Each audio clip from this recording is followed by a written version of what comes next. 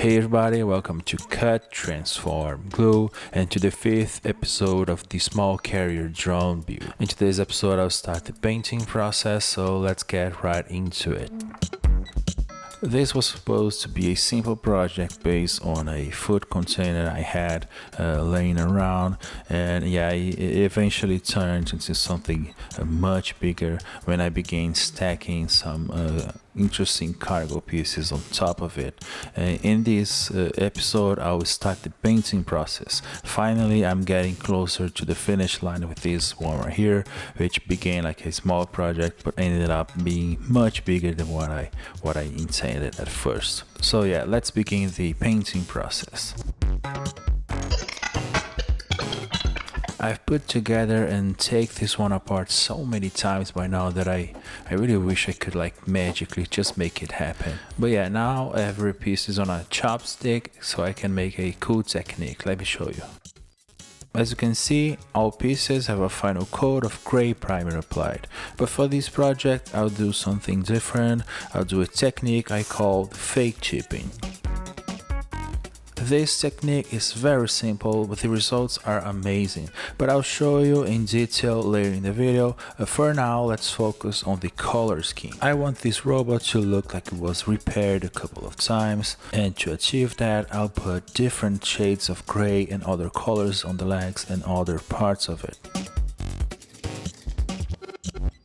So as I do in all my projects, I've mixed a couple of shades of gray, always making it a bit warmer with some yellow or maybe orange, and these are the three first shades I came up with. But as you saw in this image right here, I decided to try a different color for one leg, and that is this interesting pink right here. But there's also some leftover colors from old projects that I may or may not use.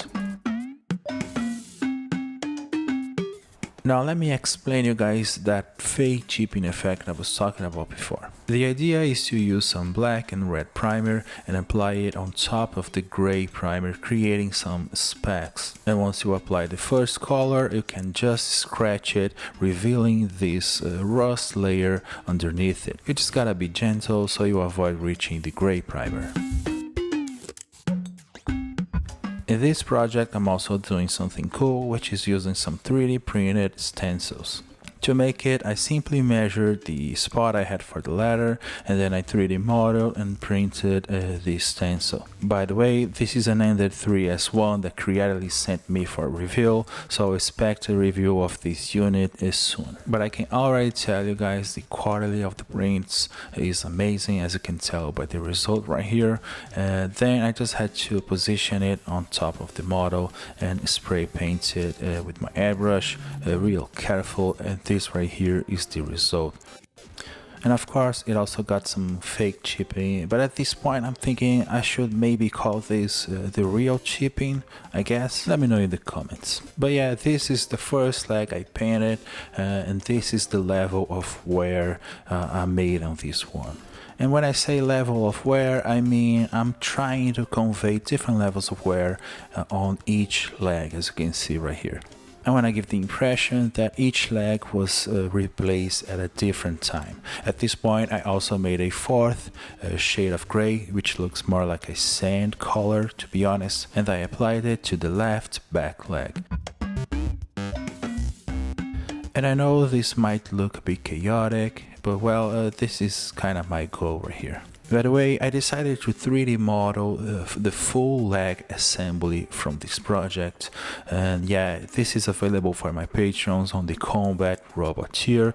Check the links on the description box if you want to support this channel. Your help is very much appreciated.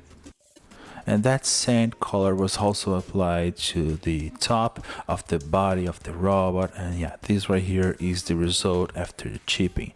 Then I applied a coat of glossy varnish to all of the pieces. As you can see, it is all shiny and beautiful, but this is not my goal, and so after that I did some acrylic wash this time, and I applied the final coat of matte varnish. And as I know some of you might want to see the wash color, the wash paint, well, it is a simple mixture of black and brown acrylic paint, really thinned down.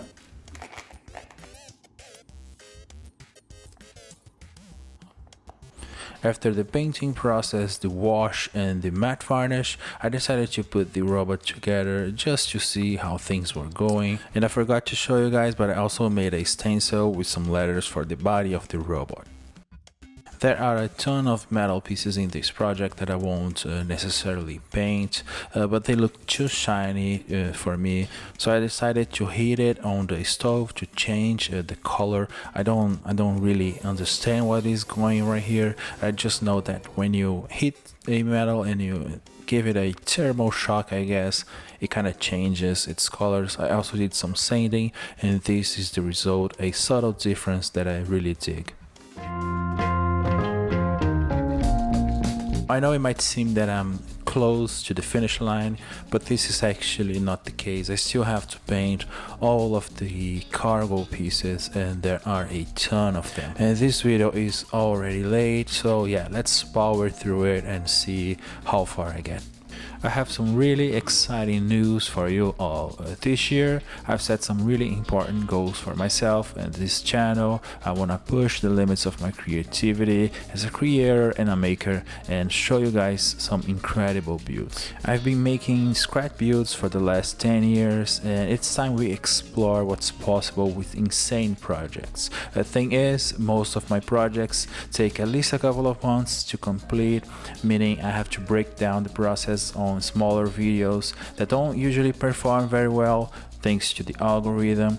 Single video projects tend to perform better, but I don't really want to pursue smaller projects just for that reason alone. And so this is why I'm partnering with Zarda. Zarda is a video platform without any ads or subscriptions. You just pay a small amount for the video you want to see. With that, I don't have to worry about an algorithm, and I can make the videos of my dreams. I can show you everything that goes in the workshop and every detail that makes the magic possible for these larger builds. I'll continue to upload videos here on YouTube, but on Zarda I'll begin uploading some longer cuts of each video of the next big project. Patrons will also get access to these longer cuts, so Zarda is a nice opportunity for anyone who wants to help but can't afford a Patreon membership. I've already started uploading some content on Zarda, the link's on the description box below. Please let me know if you like this type of content by supporting me on Zarda, and I can't wait to show you what's in store. The painting process kind of threw away my tolerances, as you can see, so I had to re-drill some of the holes for some pieces, but nothing too crazy right here. Just had to be careful to not damage anything. In this project, I'll try to do something different. In the past, I used to store my models like broken up in single pieces, but for this one, I'll try to store, for instance, like the cargo, it will be in one piece. So as you saw, I was using some CA glue to keep that segment together.